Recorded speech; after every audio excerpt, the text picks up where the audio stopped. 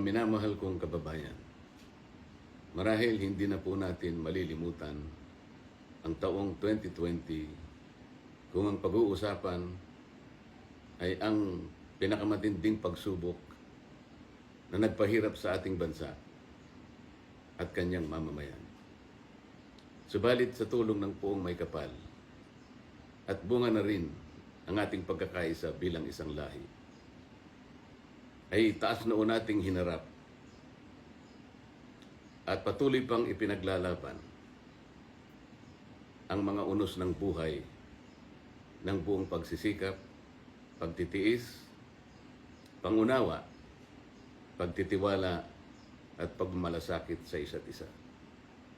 Sa nalalapit na pagsapit ng bagong taon, umaasa po ako na ito ay ating sasalubungin ng may ibayong pagpupunyagi at pag-asa.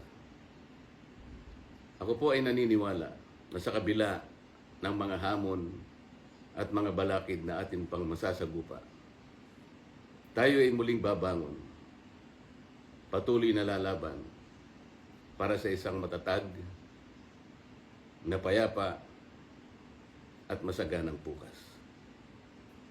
Ako po at ang aking pamilya ay bumabati at dumadalangin na rin para sa inyo at sa ating lahat ng isang higit na maliwalas, matagumpay, matiwasay at makabuluhang bagong taon. Maraming salamat po.